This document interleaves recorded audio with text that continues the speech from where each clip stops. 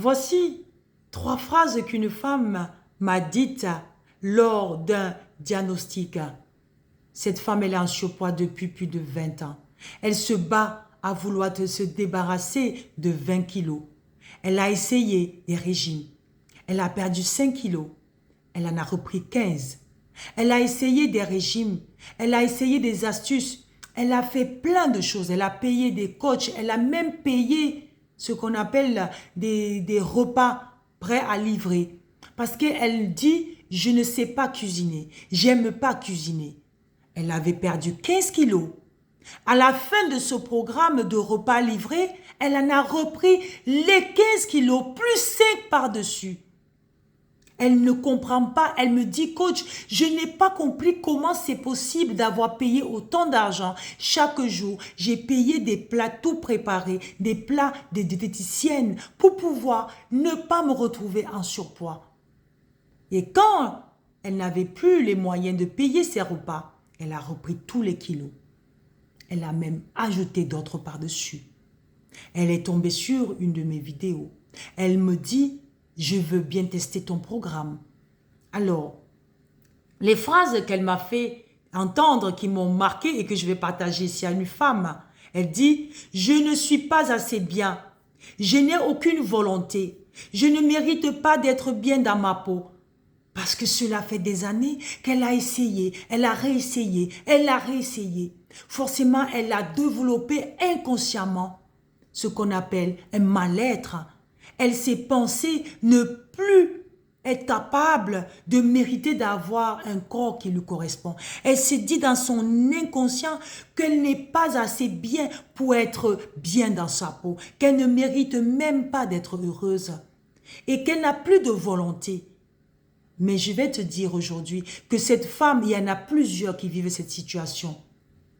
À un moment donné dans ma vie, quand j'étais en surpoids, je me disais que seul le sport pouvait m'aider à perdre du poids. Et c'est ce que j'entendais autour de moi. Les gens que je côtoyais ne pensaient que de cette manière.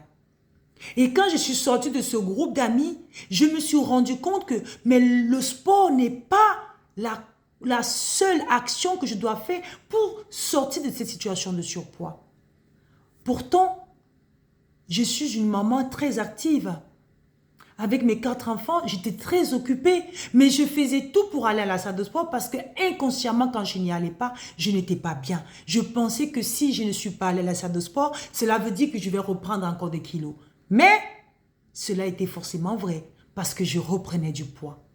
Aujourd'hui, je viens te dire que si tu es encore en surpoids et que tu as tout fait et tu penses comme cette femme que je ne suis pas assez bien, que je n'ai aucune volonté, que je ne mérite pas d'être bien dans ma peau, je vais te dire que cela est faux. Ce sont des pensées limitantes. Ce sont des pensées destructrices face à ta vie, face à ton corps, face à ta santé. Tu ne peux pas laisser ta santé, ta vie entre les mains de ces pensées-là. Parce que toi seul as le pouvoir de renverser ces pensées. Et ça, j'enseigne cela dans mon programme que j'ai mis en place qui s'appelle Manifeste ton bien-être. Comment renverser les pensées, comment changer les pensées qui nous détruisent. Et surtout parce que souvent quand on veut commencer le processus de perdre du poids, on veut juste aller à l'extérieur. Mais ce que tu oublies et ce que moi aussi j'avais inconsciemment, je ne savais pas, c'est que l'intérieur est d'abord le premier problème pour être dans cette situation de surpoids. Ton intérieur est le premier problème, pardon.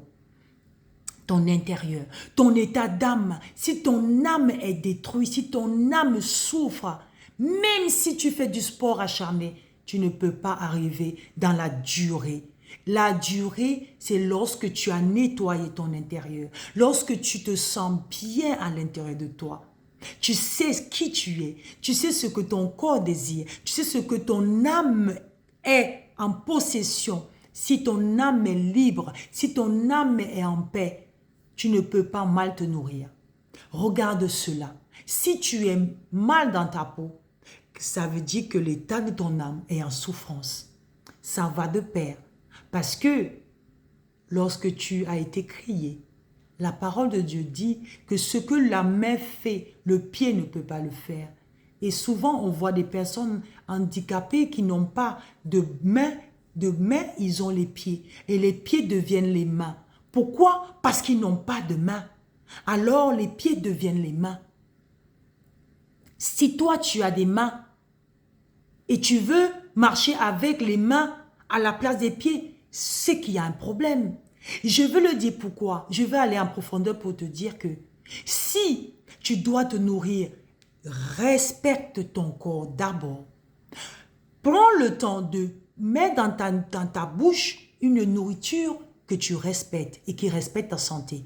Après, mâche cette nourriture-là. Ne la gobe pas, et tu avales parce qu'il y en a qui ne mâchent même pas. Et après, ils se plaignent qu'ils ont des gros ventres. Est-ce que tu mâches?